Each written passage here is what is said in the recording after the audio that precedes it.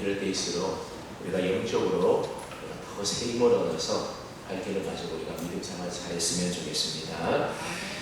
요한복음의 기록에 의하면 오늘 우리가 읽은 본문의 2절 말씀은 예수님께서 일반 대중들에게 가르치시며 말씀하셨던 마지막 말씀입니다.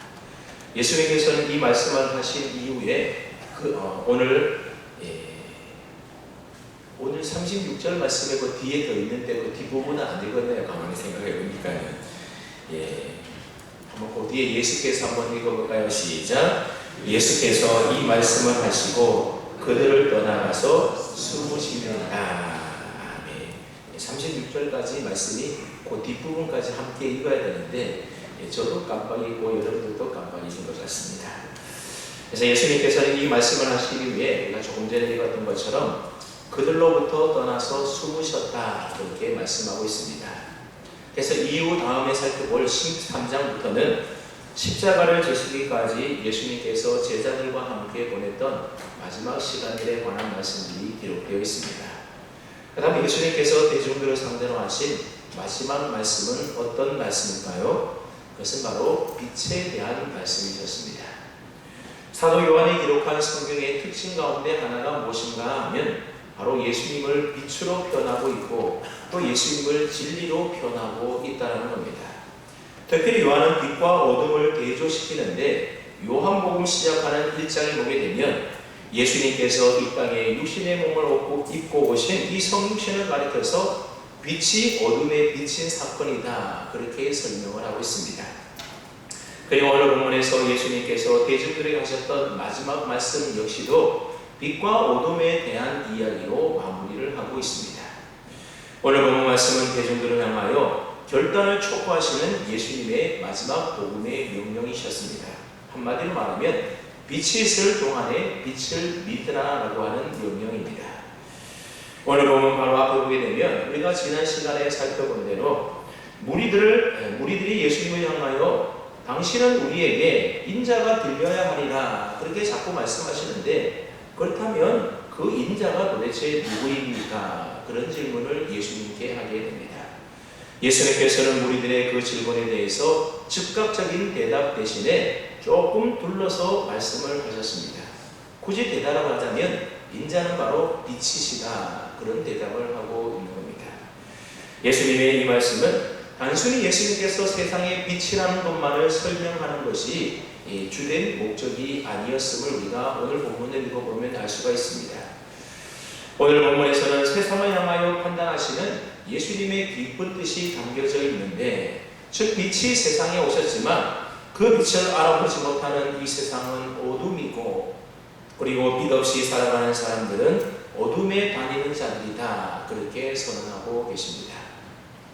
여러분 사람이 아무리 잘나고 똑똑하고 그래서 성공하고 남이 가진 것 다 가지지 못한 것 다 가지고 산다 하더라도 만일 빛 대신 예수님을 왕으로 모시지 않는다라고 한다면 그 사람은 어둠에 다니는 사람이라는 겁니다. 그래서 그 인생이 가는 바 종착지를 알지 못하고 그저 하루하루 살아가는 인생일 수밖에 없는 것입니다. 그럼에도 불구하고 어둠에 거하는 자들의 교만이 어디에 있는가 하면 바로 여기에 있습니다. 하나님을 모르는 사람들의 중요한 특징 가운데 하나가 무엇인가 하면 내가 가지고 있는 내 빛으로 모든 것들을 다 하며 살 수 있다 그런 교만한 생각을 가지고 살아갑니다. 여기서 말하는 내 빛이라고 하는 것은 내가 가진 능력과 내가 가지고 있는 지혜와 지식과 같은 것들을 의미합니다. 여러분의 인간은 자기들의 창조적인 능력을 지나치게 믿는 경향이 있습니다. 그래서 자신만만해하며 모든 것들을 다 할 수 있는 것처럼 여기며 살아갑니다. 그리고 어느 정도 해내는 것들을 보게 됩니다. 실제로 지금까지 인간들이 인류 역사를 통하여 이루어놓은 많은 업적과 성취들을 보게 되면 참으로 놀라운 것이 사실입니다. 그래서 사람들은 지금까지 인류가 이루고 성취해놓은 그 업적들을 바라보면서 스스로 감탄하면서 마치 인간이 모든 것들을 다 할 수 있는 것 같은 착각 속에서 살아간다는 겁니다. 네, 여러분, 이런 세상에서는 이미 인간이 신이 되어버린 그러한 세상입니다. 오늘 본문 35절 하반절 말씀을 보면 예수님께서는 이런 세상과 사람들 향하여 뭐라고 말씀하시는가 하면 그들은 그 가는 곳을 알지 못하느니라 그렇게 말씀하고 있습니다. 무슨 말입니까? 자신의 빛으로 무엇인가를 이루고 업적을 남기고 성취해서 스스로 감탄하며 살아간다 할지라도 그들은 자기들이 이런 성취를 통하여 도달하게 될 종착지가 어딘지 전혀 알지 못하는 자들이라고 하는 겁니다. 그들은 바로 앞일을 대충 예측하며 살아갑니다. 또한 1년 후의 삶이 인간들에게 과학적 성취를 통하여 어떻게 발전하고 진보할지에 대해서 그들은 말할 수 있습니다. 그러나 결국 우리 인생의 마지막 종착점에 대해서는 아무런 관심도 없고 거기에 대해서 또 아는 바도 없다라는 겁니다. 그래서 예수님은 그 가는 곳을 알지 못한다 그렇게 말씀하고 있습니다. 이처럼 사람들은 과학적 성취와 발전을 통해서 미래인들에 대하여 더 많은 것들을 예측하고 알 수 있게 되었지만 정작 그들이 가는 곳의 종착지는 알지 못하는 그런 아이러니에 빠져 살아가고 있는 겁니다. 이사야 선지자는 이러한 인간의 모습을 예수님이 오시기 전 700년 전에 미리 이미 예고한 바가 있는데 우리 한번 이사야서 50장 10절로 11절 말씀을 우리가 찾아서 함께 읽어보도록 하겠습니다. 구약 성경입니다. 이사야 50장 10절 11절 말씀입니다. 구약 성경 1031쪽이 되겠습니다.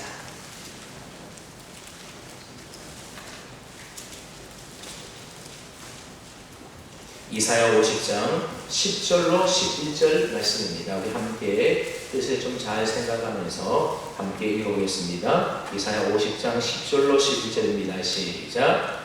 너희 중에 여호와를 경외하며 그의 종의 목소리를 청종하는 자가 누구냐? 흑암 중에 행하여 빛이 없는 자라도 여호와의 이름을 의뢰하며 자기 하나님께 의지할지어다. 보라, 불을 피우고 횃불을 둘러띈 자여, 너희가 다 너희의 불꽃 가운데로 걸어가며 너희가 피운 횃불 가운데로 걸어갈지어다. 너희가 내 손으로 얻을 것이 이것이나 너희가 고통이 있는 곳에 누우리라. 여러분이 이 말씀을 보게 되면 하나님을 의뢰하지 않고 의지하지 않는 자를 가리켜서 흑암 중에 행하여 빛이 없는 자다 그렇게 말씀하고 있습니다. 그러면서 동시에 이 빛 없는 자들을 가리켜서 불을 피우고 횃불을 둘러띈 자다 그런 표현의 말을 하고 있습니다. 즉 하나님을 경외하지 않는 자들은 자기의 지혜와 능력으로 어떻게 해서든지 자기의 불을 피우고 불을 밝히려고 하는 자들이라고 하는 겁니다. 하지만 이런 식의 횃불로는 자기가 가는 종착지를 볼 수가 없다라는 겁니다. 왜냐하면 그 가는 길의 종착지는 사람의 빛이 아닌 하나님의 빛을 통해서만 볼 수 있기 때문에 그렇습니다. 여러분 19세기 과학기술이 획기적으로 눈부시게 발전하고 있을 때에 서양세계는 인류 진보에 대하여 확신을 하고 있었습니다. 그래서 곧 유토피아 세계가 도래할 것이라고 그들은 믿었던 겁니다. 하지만 그 결과는 세계 1차 대전과 2차 대전의 황폐한 운이었다라고 하는 겁니다. 이런 역사적인 교훈을 경험했음에도 불구하고 인간은 그 역사로부터 별로 배운 것이 없는 것 같아 보입니다. 그래서 21세기에 더 똑똑해진 우리 인간은 여전히 자연재해와 지구 환경의 문제를 해결하지 못하고 있지 않습니까?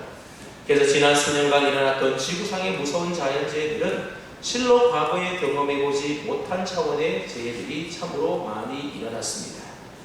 하나님은 인간의 과학기술의 발달에 따르는 그 자신감에 대하여 비웃기라고 하는 듯이 더 감당할 수 없는 큰 재해들을 우리로 하여금 겪게 만들었던 겁니다.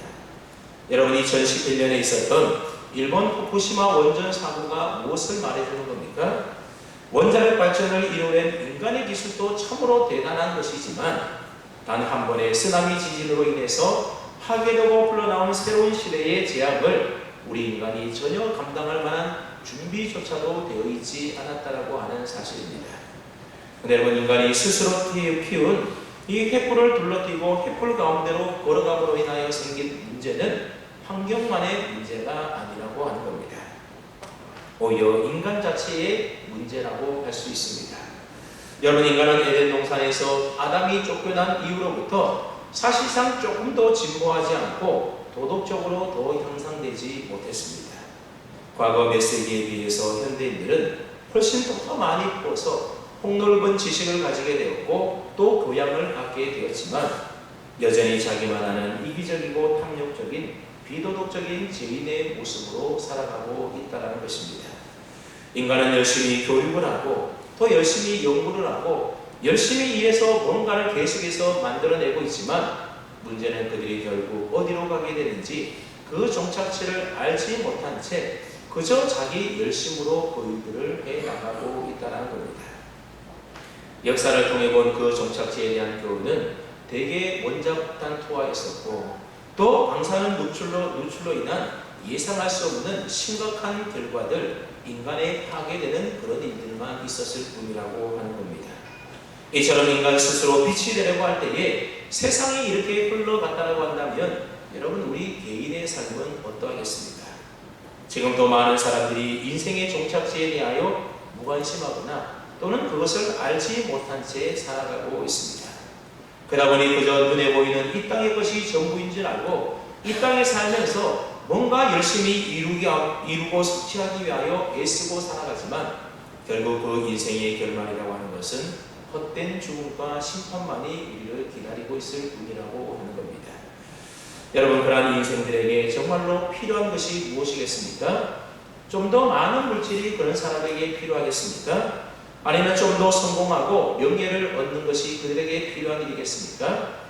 좀 더 연구해서 박사학위를 얻어서 인간의 지식과 과학 진보에 더 기여하는 일이 필요한 것이겠습니까? 우리가 아무리 이렇게 열심히 애를 쓴다 하더라도 결국 우리 자신이 피운 횃불 가운데로 걸어가는 길이라고 하는 것은 이사야 선지자가 예언한 대로 고통이 있는 곳에 눕는 일뿐이라고 하는 것입니다. 정직하게 말하면 해 아래에서 행하는 이러한 모든 노력과 인간의 수고라고 하는 것은 결국 그 결말이 헛수고일 뿐이라고 하는 겁니다. 그런데 참 다행스러운 것은 예수님께서 인간을 향한 절망적인 선언만 하시고 떠난 것이 아니라고 하는 사실입니다. 오늘 본문에 보면 예수님께서 우리들에게 마지막으로 하신 좋은 소식, 희망찬 메시지를 전해주고 있다는 겁니다. 그것이 무엇입니까? 오늘 본문 말씀에 보면 아직 잠시 동안 빛이 너희 중에 있다라고 하는 말씀입니다. 사람들은 어디가 낭떠러진지 모르는 채 그저 자기 행복만 밝히면서 열심히 돌아다니고 있지만 결국은 자기 빛으로서는 도무지 가꿀 수가 없는 낭떠러지에 떠오르지고 마는 인생이라고 하는 겁니다. 네, 예수님은 그 낭떠러지를 밝혀주는 빛이 아직 너희 중에 있다라고 말씀해주고 있습니다. 여러분, 어둠 속에서 길을 모르고 낭떠러지를 향하여 열심히 돌아다니는 사람에게 가장 필요한 것이 무엇이겠습니까? 그것은 바로 낭떠러지를 바라볼 수 있는 참 빛이라고 하는 것입니다. 그래서 예수님께서 아직 잠시 동안 빛이 너희 중에 있다, 그렇게 말씀하시고 있는데 그 말씀은 어둠에 헤매고 있는 인간에게 가장 좋은 복된 소식이라고 하는 것입니다. 예수님께서 빛이 너희 중에 있다고 말씀하실 때의 그 빛은 바로 예수님 자신을 가리켜서 하시는 말씀입니다. 그럼 오늘 본문은 단 2절인데 이 2절 안에 보게 되면 빛이라는 단어가 5번이나 등장하는 것을 보게 됩니다. 근데 우리가 헬라어 성경에 보게 되면 그중 4개에는 정관사가 붙어 있고 하나만 정관사가 붙어 있지 않습니다. 여러분, 어떤 단어에 정관사가 붙여 있다라고 하는 것은 그 단어가 어떤 특정한 대상을 가리킨다라는 의미의 말입니다. 즉, 빛이라는 말 앞에 정관사가 4개나 붙어 있다라는 말은 이 빛이 어느 누구를 가리키고 있는 말인데 누구를 가리키는 것이겠습니까? 바로 예수님을 가리키고 있다라는 겁니다. 다시 말하면 빛이 곧 예수님을 말하는 겁니다. 여러분, 앞서 서론에서도 잠시 말씀드린 적이 있지만 요한복음은 처음 시작부터 예수님을 소개할 때에 세상에 오는 빛으로 소개를 하고 있습니다. 그래서 요한복음 1장 4절로 5절 말씀해 보면 이 생명은 사람들의 빛이라 빛이 어둠의 빛이되 어둠이 깨닫지 못하더라, 그렇게 말씀하고 있습니다. 그리고 이어서 세례 요한을 소개하면서 그는 빛이 아니고 빛에 대하여 증거하는 사람이다, 그렇게 소개를 하고 있습니다.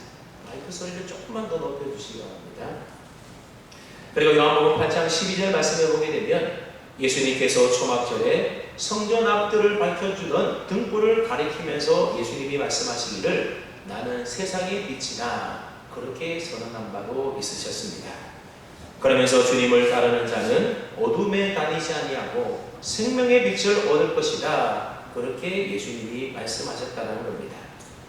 이처럼 사도 요한은 요한복음을 기록하면서 예수님에게 소개할 때마다 빛의 이미지로 예수님을 소개하고 있는 겁니다. 그렇습니다. 예수님께서 캄캄하고 어두운 세상에 참빛으로 이 세상에 오셨다는 겁니다. 그래서 자신의 삶과 인생이 어디로 가는지 그 가는 곳을 알지 못한 채 멸망의 낭떠러지로 가는 비참한 인생들을 위하여 예수님께서는 이 세상에 참빛으로 오셨던 것입니다. 이것이 바로 그들에게 가장 좋은 기쁨의 소식인 것입니다. 그러니 오늘 우리 인생에 꼭 필요한 것은 물질도 빛의 탕감도 깨어진 관계 회복도 세상의 성공도 아니라 누구라는 겁니까? 세상의 빛으로 오신 오직 예수 그리스도라고 하는 것입니다. 근데 여기는 주의사항이 하나 있습니다. 그것은 바로 그 귀해라는 것이 잠시 후이라고 하는 겁니다. 그래서 오늘 보면 36절 말씀에 보면 예수님께서는 아직 잠시 동안만 빛이 너희 중에 있다, 그렇게 말씀하셨습니다. 이 말은 예수님께서 곧 십자가에 달려 죽을 것에 대하여 암시하고 있는 말씀이지만 예수님이 십자가에 죽으시면 예수님을 믿을 수 없다, 그런 말은 아닌 것입니다. 예수님께서는 오늘 이 말씀을 하시고 무리를 떠나 숨으시게 됩니다. 그러니 지금 예수님께서 대면하고 있는 이 무리들은 이제 예수님을 만나고 싶어도 이 기회를 놓쳐버리게 되면 예수님을 더 이상 만날 기회가 없어지게 되는 겁니다. 물론 지금 그 빛이신 예수님이 당장 그들 앞에서 지금 말씀하고 계십니다. 그러니 지금이야말로 그들에게 주어진 그 빛을 따르고 빛을 믿을 수 있는 절호의 마지막 기회인 것입니다. 그러니까 지금 잠시 동안 주어진 이 절호의 기회를 그들이 붙잡지 않는다라고 한다면 다시는 그 기회가 그들에게 찾아오지 않을 수도 있는 겁니다. 그런데 사람들의 고집과 미련함은 이것을 생각하지 않습니다. 언제라도 내가 원하기만 하면 내가 빛을 선택할 수 있다, 그런 착각 속에 사람들은 빠져서 살아간다는 겁니다. 그러나 예수님은 빛이 잠시 동안만 너희 가운데 있는 것이다, 그렇게 말씀해주고 있습니다. 그럼 여러분, 우리가 아무리 열심히 성실하게 살아간다 하더라도 우리가 가는 바 종착지를 알지 못하고 인생을 살아간다라고 한다면 바로 지금이 그 기회라고 하는 것입니다. 여러분, 가끔 사람들 중에 지금 예수님 믿고 구원함을 받아라, 그렇게 전도를 하게 되면 이 좋은 세상 더 많이 즐기다가 나중에 늙어서 죽기 전에 예수님 믿고 천국 가면 되지, 뭐하러 지금 이 젊을 때에 시간 많을 때에 이 좋은 세상 아깝게 예수 믿느냐, 그렇게 말하는 분들이 혹 있지 않습니까? 제 생각에는 이렇게 말하는 사람 치고 늙어서 죽기 전에 예수님 믿고 천국 간 사람 아무도 없을 것 같습니다. 왜냐하면 지금 안 믿는 사람이 그때 가면 예수님 믿을 것 같습니까? 나이가 들고 늙고 죽을 때가 가까워졌다고 해서 금방 예수님 믿겠습니까? 그렇지 않다라는 겁니다. 나이가 들면 들수록 현실에 더 안주하려고 하는 본성이 우리 인간들에게는 더 강하게 나타나기 때문에 더 안 믿으려고 한다는 겁니다. 그리고 세월이 어디 내 맘대로 그때까지 기다려주겠습니까? 늙기 전에 우리의 삶이 어떻게 될지 아무도 모르는 법인 것입니다. 그러니 바로 지금이 기회라고 하는 겁니다. 예배 드리는 것도, 교회 봉사하는 것도, 또 열심히 주님의 일을 섬기는 일들도 지금 말고 내가 원하는 그때 가서 하면 되지, 그렇게 말하는 사람들이 있는데, 여러분 당장 다음 주일에 또다시 다음 주일이 나에게 또다시 주어질지 여러분 아무도 모르는 것 아니겠습니까? 단지 오늘이라는 시간이 저와 여러분에게 주어져 있다는 것만 우리가 확실히 알 수가 있는 겁니다. 그럼 우리는 매일매일의 삶 속에서 내게 주어진 주님의 일을 마지막 기회로 여기면서 최선을 다하여 그 일에 집중하며 살아야 합니다.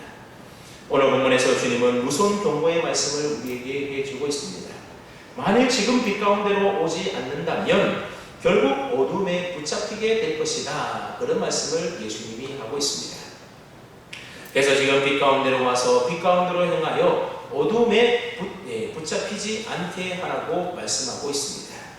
이것은 마치 시간의 흐름을 우리가 막을 수 없듯이 해가 저물어 서산에 넘어가게 되면 캄캄한 밤이 찾아오는 것처럼 우리가 빛 가운데 거하지 않으면 결국 어둠이 우리를 붙잡게 될 것이라고 하는 것입니다.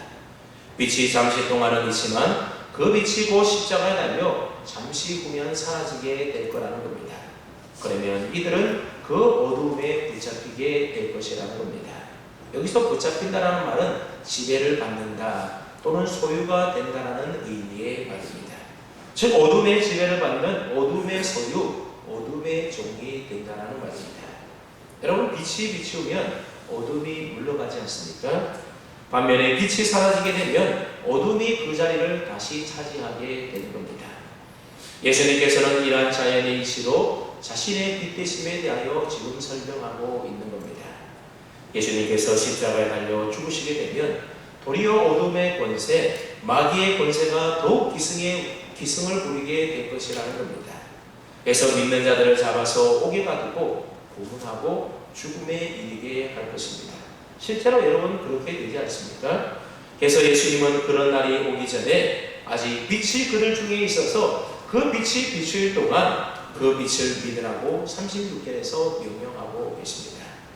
만일 잠시 동안 빛이 그들과 함께 있을 때에 빛을 믿지 않는다면 그들의 상태는 더욱더 나빠지게 될 것이고 결국 더욱더 어둠에 사로잡히게 될 것이라는 겁니다. 그러므로 너희에게 빛이 있을 동안에 빛을 믿으라고 하시는 이 예수님의 말씀은 한가롭고 여유있는 초청이 결코 아니라는 것입니다. 이것은 여유있는 초청이 아니라 긴급한 주님의 명령입니다. 여러분 많은 사람들은 복음의 초청이라는 말을 참 좋아하는 것 같은데 하지만 여러분 복음은 신사적인 초청이 아니라고 하는 겁니다. 물론 성경이 복음에 대하여 초청으로 말하고 있는 것이 여러 곳 있는 것이 사실입니다. 하지만 성경 전체의 메시지를 우리가 면밀히 살펴볼 때에 하나님께서 저희를 부르시는 것은 단지 초청이라고 표현하기는 너무나 미흡해 보인다는 겁니다. 오히려 이것은 하나님의 자유로운 명령이다 그렇게 표현해야 더 적절한 표현이지 싶습니다.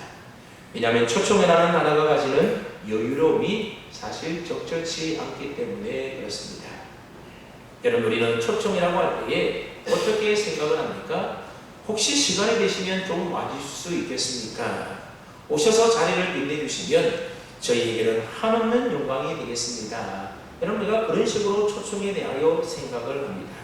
그러다 보니 이런 초청을 받는 사람의 편에서 본다면 초청을 수락하거나 거부하는 것이 상당히 여유로운 일이라고 하는 겁니다. 그렇게 할 수도 있고 안 할 수도 있고 그 선택권이 바로 나에게 있다는 겁니다. 제가 볼 때 오늘날 많은 사람들이 복음을 이런 식으로 오해하고 있기 때문에 구원의 문제에 대해서 별로 심각하게 생각하지 않고 너무 여유롭게 생각하는 경향이 있다는 겁니다. 네, 여러분 저희는 결코 하나님의 명령에 자율적이고 신사적으로 반응할 수 있는 존재가 결코 아니라는 겁니다. 마태복음 22장에 보게 되면 예수님께서 왕의 혼인잔치 비유를 말씀하시는데 그때 초청받은 사람들의 반응이 어떠했습니까? 한결같이 모두가 자신의 일에 바빠서 그 초청에 응하지 않고 거부한다는 겁니다. 나는 밭을 사서 나가봐야 되고 나는 소 다리 5겨리를 사서 시험하러 가봐야 되고 나는 장가들어서 못 가고 하면서 모두가 다 그 초청잔치에 거절을 한다는 겁니다. 결국 자기 일에 분주하여 왕의 잔치를 거절하는 자들은 영원히 그 잔치에 들어오지 못하게 되는 것입니다. 그러니 성경이 보여주는 것은 복음이 초청이라기보다는 사실 명령이라고 하는 사실입니다. 여러분 오늘 본문도 예외가 아닙니다. 예수님은 지금 무리들을 빛 가운데로 초청하고 계시는 것이 아니라 너희에게 아직 빛이 있을 동안 빛을 믿으라, 나를 믿으라 그렇게 명령하고 계신다라고 하는 사실입니다. 이 명령은 영원한 생명이 달려있는 엄중한 명령인 것입니다. 앞서 살펴봤던 이사야 선지자의 말씀을 볼 때에 자기 횃불을 먼저 내어놓으라고 하는 명령인 것입니다. 즉 너희가 가지고 있는 지혜와 지식과 그리고 경험과 재능을 믿고 있는 한, 그것들이 너희의 판단과 기준과 가치가 되고 있는 한 너희는 결코 빛 가운데로 올 수 없다라는 겁니다. 그러니 너희의 빛을 다 포기하고 내려놓으라는 것입니다. 이런 자는 본다고 하지만 여전히 영적인 성령이며 어둠에 행하는 자이기 때문에 자기가 가는 곳이 어디인지 그 종착지를 알지 못하고 걸어가는 불쌍한 인생밖에 되지 않는 겁니다. 예수님께서는 이런 자를 향하여 자기 횃불을 내려놓으라고 지금 명령하고 있는 것입니다. 그리고 빛이신 그리스도를 의뢰하고 의지하라고 말씀합니다. 빛 가운데로 나온 자는 자기 횃불 따위가 얼마나 무익한 배설물과 같은 것인지를 발견한 자인 것입니다. 그래서 빛을 본 자는 자기 횃불을 집어던진 채 빛이신 그리스도께로 더욱더 나아가게 되는 것입니다. 사도행전 26장 18절 말씀에 보면 예수님께서 죄인이었던 사울이 빛 가운데로 나오자 그에게 이런 말씀을 하시는 내용이 기록되어 있습니다. 그 눈을 뜨게 하여 어둠에서 빛으로 사탄의 권세에서 하나님께로 돌아오게 하고 제사함과 나를 믿어 거룩하게 된 우리 가운데서 기업을 얻게 하리라. 여러분, 눈뜬 자는 빛을 보기 때문에 어둠에서 빛으로 돌아서게 된다는 겁니다. 그것은 사탄의 권세에서 하나님께로 돌아서는 것을 의미하는 것입니다. 그럴 때 제사함을 받고 하나님의 백성과 함께 천국에서 영원토록 누리게 될 기업을 얻게 되는 것이라고 예수님이 말씀하고 있습니다. 그것이 무엇입니까? 그게 바로 회심이라고 하는 겁니다. 이렇게 주님의 명령에 따라 빛을 믿게 되면 어떻게 된다고 약속하고 있는가 하면 36절 끝을 한번 보십시오. 그리하면 빛의 아들이 되리라. 빛의 아들이 된다는 겁니다. 이것은 천하고 재만한 인생들에게 또 어둠에서 방황하는 인생들에게 주어지는 참으로 놀라운 하나님의 축복의 약속의 말씀입니다. 어둠이 다가와도 사탄의 권세가 우리에게 엄습해 온다 하더라도 빛 대신 예수님만 우리가 믿게 되면 우리는 빛의 자녀가 된다는 겁니다. 그렇습니다. 예수님을 믿으면 우리는 빛의 자녀인 것입니다. 여러분, 빛의 자녀라는 것은 아버지가 빛이라는 말 아닙니까? 아버지의 빛이 아들에게 있어야만 빛의 아들 자녀가 되는 것입니다. 아버지는 빛인데 아들이 빛이 아니라면 그 아들은 참 아들이 아닌 것입니다. 빛이 없으면 빛의 아들이 아닌 것입니다. 여러분, 등대가 빛을 잃어버리면 등대는 더 이상 등대가 아닌 것입니다. 등대의 역할을 할 수가 없습니다. 마찬가지로 빛의 아들은 아버지의 빛이 그 아들에게 있어야만 참 빛의 아들이요 자녀가 되는 것입니다. 그렇다면 예수님을 믿어 빛의 자녀가 된 우리는 어떤 빛을 내야 하겠습니까? 에디슨 와트는 이런 말을 했습니다. 빛을 발산하는 방법은 두 가지가 있다. 하나는 우리가 촛불이 되는 것이고 다른 하나는 그 빛을 반사하는 거울이 되는 것이다. 여러분, 어떻게 빛을 반사한다는 겁니까? 우리가 거울이 되어서 빛과 마주해야만 반사를 할 수가 있게 되는 겁니다. 우리가 예수님과 얼굴을 맞대고 예수님을 닮아갈 때에 예수님의 빛을 우리는 반사하여 우리도 빛된 생활을 해 나갈 수가 있습니다. 미국의 테네시주에 한 소년이 살고 있었습니다. 이 소년의 이름은 벤쿠버인데 3살 때에 버림을 받아서 아버지가 누구인지도 모르는 채 그는 살았습니다. 그 소년은 주위 사람들로부터 아버지가 없는 아이라고 어릴 때부터 조롱을 받으며 자랐습니다. 그래서 그 마을의 부모님들은 자기 자녀들이 이 벤쿠버와 사귀는 것을 별로 좋아하지 않았습니다.